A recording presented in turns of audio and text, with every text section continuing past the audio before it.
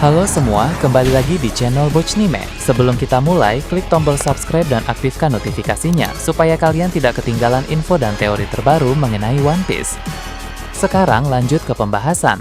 Kali ini Mimin Bochnime melanjutkan scene selanjutnya, kembali memperlihatkan wilayah dunia bawah Elbaf, tempat di mana Luffy hampir berhasil menyempurnakan kemampuan haki tingkat master di bawah bimbingan dari Chopper Gaban. Sebelumnya, si topi jerami itu sudah belajar bagaimana cara penggunaan Hao Shoku dan Ken Bunshoku haki tingkat tinggi secara bersamaan agar Luffy tidak mudah terkena serangan balik saat sedang menyerang musuh. Nah, setelah berhasil menguasainya, Gaban lanjut mengajari Luffy soal penggunaan teknik haki dari Hao Shoku haki untuk menyalurkan dan melepaskan haki itu dalam suatu serangan sehingga menciptakan ledakan haki yang sangat kuat. Pengembangan ledakan haki ini sudah masuk level master haki. Setelah berbagai percobaan yang dilakukan, pada akhirnya si topi jerami itu mampu memakai teknik tersebut dengan sangat baik. Chopper, Hajrudin yang menyaksikannya pun tercengang melihat Luffy bisa menghancurkan pohon besar di hutan dunia bawah Elbaf tanpa Luffy harus membesarkan tangannya menggunakan kekuatan buah iblisnya. Sebab dengan teknik ledakan haki tersebut ada dampak eksplosif dari serangan haki yang Luffy hasilkan sehingga mampu menghancurkan pohon yang berukuran sangat masif. Seperti yang kita tahu, ukuran pohon-pohon di Pulau Elbaf memang jauh berbeda dari pohon di dunia luar karena tempat itu merupakan negeri para raksasa. Jadi wajar saja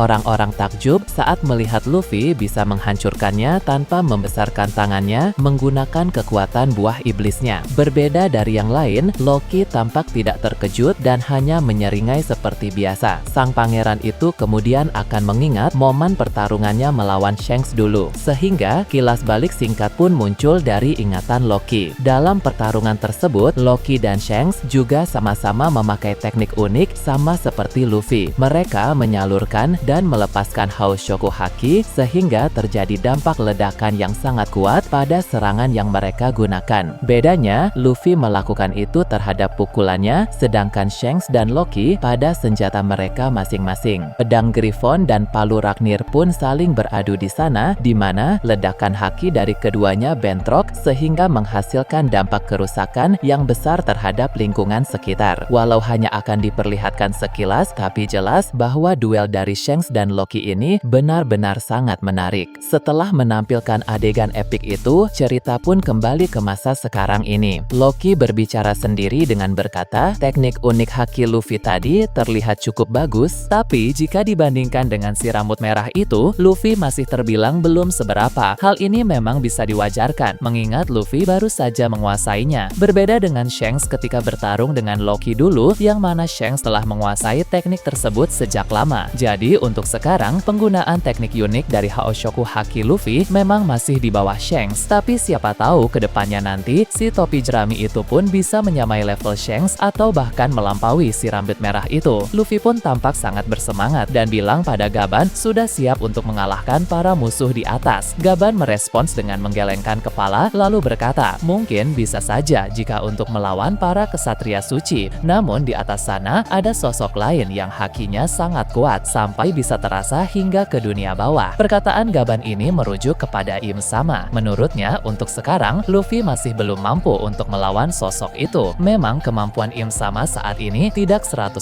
karena dia hanya sekedar merasuki tubuh Gunko. Tapi tetap saja, dia sangat hebat sehingga Luffy membutuhkan persiapan yang lebih matang lagi. Gaban bilang ini waktunya memasuki sesi terakhir dari latihan. Jadi kini Luffy sudah di puncak pelatihannya bersama dengan Gaban untuk menjadi semakin kuat dan segera siap bertarung. Gaban berkata bahwa setelah sesi terakhir latihan ini berhasil Luffy lalui, maka ada kesempatan bagi Luffy menghadapi Im Sama yang sedang merasuki tubuh Gonko. Sebelum Luffy menghadapi Im Sama di perang akhir nanti, memang dia harus mengetahui terlebih dahulu seperti apa kekuatan Im Sama agar ada gambaran dan juga persiapan bagi Luffy. Jadi melawan Gonko yang sedang dirasuki oleh Im Sama di Elbaf ini adalah langkah yang bagus untuk persiapan Luffy akan pertempuran akhir di masa depan nanti. Beralih ke tempat lain, Marijoa akan disorot. Pertempuran di sana masih terus berlanjut dan berkembang menjadi semakin seru. Sebagaimana kita bahas pada video sebelumnya, saat ini Gorosei Warkuri harus menghadapi cukup banyak orang. Dua di antaranya adalah pemimpin komunitas Buccaneer dan juga Karasu. Sedangkan sisanya terdiri dari para anggota Buccaneer dan anggota Lunarian yang lain. Pertarungan berjalan dengan sangat menarik seiring berjalannya waktu. Teknik-teknik yang dipakai oleh Warkuri di dalam mode hybrid semakin bertambah kuat, sehingga para musuh pun menjadi kesulitan walau secara jumlah mereka jauh lebih unggul. Bahkan diperlihatkan sudah ada 2 orang dari para musuh itu yang mulai bertumbangan, di mana salah satunya berasal dari ras Buccaneer dan satu lagi berasal dari ras Lunarian. Warkuri benar-benar sosok tangguh dengan kemampuan yang luar biasa. Karasu pun berkata, sang Gorosei itu semakin merepotkan karena teknik-teknik yang dia pakai kian bervariasi dengan dampak serangan yang sangat masif. Si pemimpin dari komunitas Buccaneer setuju dengan hal itu, tapi tanpa rasa takut dia terus maju melawan Gorosei Warkuri. Setelah saling serang beberapa saat, dia sempat terjatuh sehingga ada kesempatan bagi Warkuri untuk melancarkan serangan telak. Karasu dan orang-orang lain yang ada di sana tidak sempat melakukan apapun. Untung saja pemimpin komunitas Lunarian muncul dan menyerang Warkuri dengan sangat kuat sehingga sang Gorosei itu terdorong ke belakang dan serangannya pun menjadi gagal. Sebelumnya pemimpin Lunarian ini bertarung melawan kesatria suci dari keluarga J. Garcia. Berhubung sekarang dia sudah berada di tempat Warkuri, maka ada 2 kemungkinan terkait nasib dari musuhnya yang sebelumnya. Pertama, dia sudah berhasil menang melawan kesatria suci itu. Dia memang bisa unggul sejak awal karena dia sangat kuat serta menguasai Haoshoku Haki dengan baik. Kedua, dia sebenarnya masih belum menang. Hanya saja sang kesatria suci itu sekarang tengah dilawan oleh orang lain. Entah apapun kemungkinan yang benar, yang jelas sekarang ini pemimpin ras Lunarian itu akan menghadapi Warkuri. Dia pun mengulurkan tangannya untuk membantu si pemimpin Buccaneer untuk berdiri. Kemudian mereka berdua sama-sama memancarkan Haoshoku Haki yang sangat besar, bertanda siap untuk bertarung habis-habisan melawan sang Gorosei itu. Pemimpin Lunarian ini pun bilang pada Karasu bahwa sebaiknya dia dan rekan-rekannya yang lain menghadapi musuh lain untuk sementara, sebab dalam keadaan seperti ini memang banyak yang harus dilakukan, sehingga tak bagus jika terlalu banyak orang fokus pada satu musuh saja. Dengan kata lain, dia ingin bilang bahwa soal Warkuri serahkan saja kepada dirinya dan kepada pemimpin ras Buccaneer itu. Mereka berdua akan mengeluarkan seluruh kemampuan yang mereka miliki untuk melawan Gorosei Warkuri. Dari jarak aman, Lafitte masih terus menonton dan memantau pertempuran yang luar biasa di sana. Dia pun penasaran dan antusias untuk melihat 2 pemimpin dari Lunarian dan Buccaneer yang bertarung secara bersama-sama. Nah, memang Lafitte tidak tahu identitas mereka sebagai seorang pemimpin, tapi jika hanya melihat dari kekuatan, 2 orang ini lebih kuat dari para Lunarian dan Buccaneer yang lain. Sehingga tak sulit bagi Lafitte untuk berkesimpulan bahwa 2 orang itulah pemimpin komunitas masing-masing. Lafitte pun berbicara sendiri dengan berkata bahwa cepat perlihatkanlah kekuatan penuh dari Lunarian dan Buccaneer yang legendaris. Lafitte ini tampaknya adalah orang yang sangat senang mengamati kekuatan musuh, terutama musuh-musuh yang sangat kuat. Sementara itu, bagian bawah rel di sisi dunia baru akan ditampilkan. Sebagaimana kita bahas pada video sebelumnya, di sana ada pertempuran antara pasukan revolusi melawan pihak angkatan laut yang cukup sengit. Namun, saat ini terjadi hal yang aneh sebab di tempat itu ada orang misterius memakai jubah dan topeng untuk menutupi identitasnya. Orang itu terbilang cukup kuat di mana dia mampu melancarkan serangan-serangan besar serta mengangkat dan melempar benda-benda yang besar pula. Uniknya, orang misterius ini menyerang kedua belah pihak sekaligus baik pasukan revolusi maupun pihak angkatan laut. Jadi, dia bukan sekutu dari siapapun di sana, melainkan dia adalah sosok yang bergerak pada kubu yang berbeda. Kehadirannya pun membuat alur pertempuran menjadi semakin kacau dan terganggu. Ternyata, sosok misterius ini adalah Jesus Burgess. Sebelumnya, dia memang hanya sekedar memantau pertempuran